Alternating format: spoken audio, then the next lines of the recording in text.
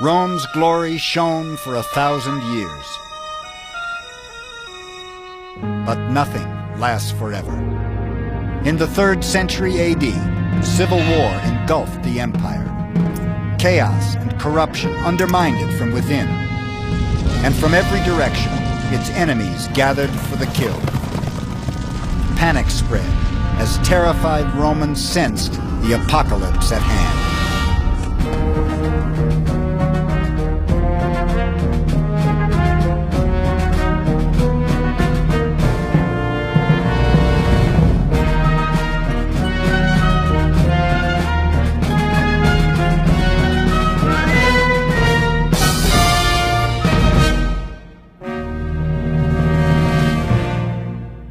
Rome rose to the pinnacle of its extraordinary power and glory in the 200 years after Christ.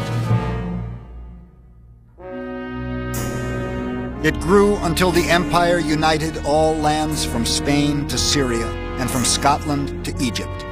More prosperity, more stability, and more peace than the Western world had ever seen. It was in 190 AD, with the mad Emperor Commodus, that it all started to fall apart. Crazy emperors were nothing new to the Roman Empire, so when Commodus started fighting as a gladiator and walking around town dressed like Hercules, Romans weren't too worried. They simply assumed he'd be assassinated like so many before him. He was. Then waited for reason and order to return. It didn't. Civil war broke out as legion fought legion, each trying to install its general as emperor. Anarchy grew.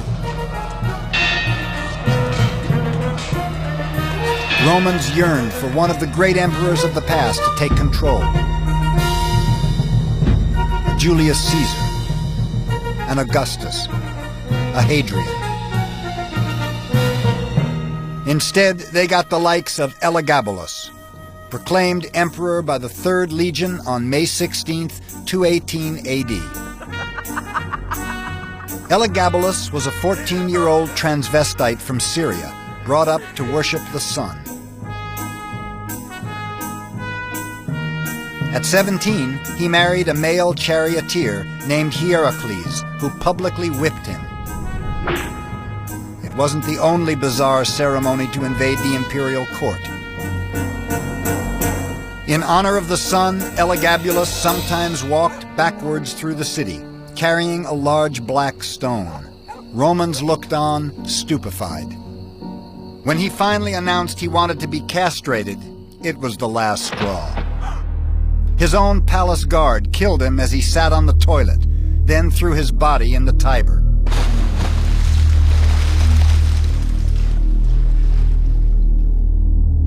Romans wondered how their great empire could have fallen to such a shameful state of affairs. Some believed it was the long-awaited fulfillment of the Sibylline oracles, a series of apocalyptic prophecies that had haunted Rome for centuries.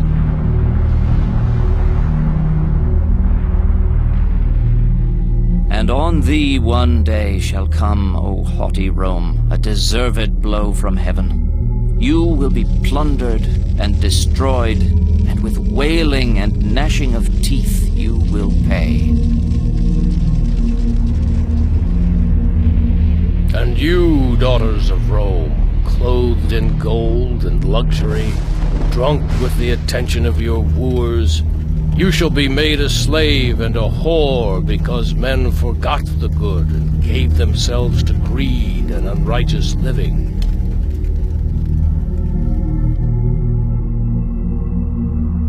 But there was nothing mystical about the chaos of the 3rd century.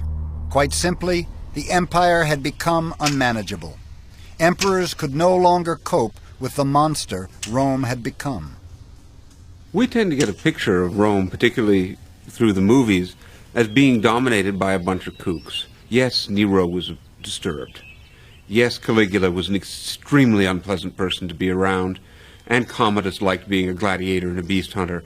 Elagabalus liked dressing up in funny clothes and dancing around his pet rock.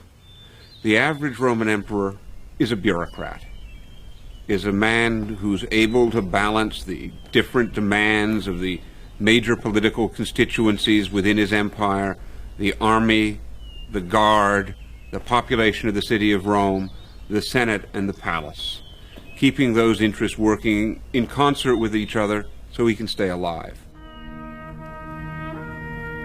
After Elagabalus, the best efforts of a succession of hard-working emperors were all in vain.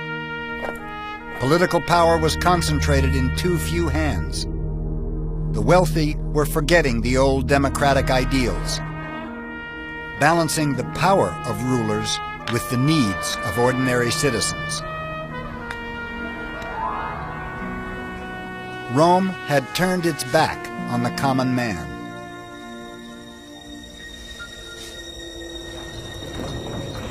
The ancestors of Roman peasants like Gaius led humble but dignified lives as small farmers. But slave-owning aristocrats had commandeered their land and evicted them. Destitute families flooded into the city, swelling the ranks of sweatshop workers and the urban poor. Gaius grew up in Rome doing menial jobs and a lot of drinking. Like millions of poor Romans, he lived on welfare handouts of grain and mindless distraction, lots of it. The proletariat are idle, lazy, and devote their whole life to drink, gambling, brothels, shows, and chariot races. Their temple, their dwelling, their meeting place, in fact the center of all their desires, is the Circus Maximus. They talk about nothing else. Ammianus.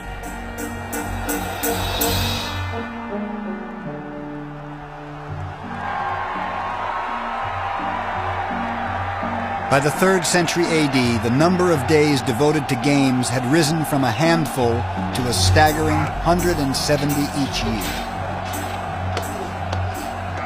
People became obsessed by these games, by watching races, by watching gladiatorial events, by watching whatever it is that was put on for their amusement.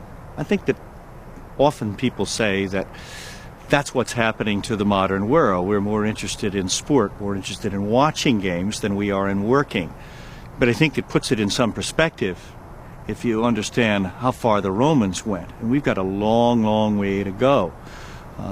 Being a couch potato now is a lot different than being a Colosseum potato 2,000 years ago.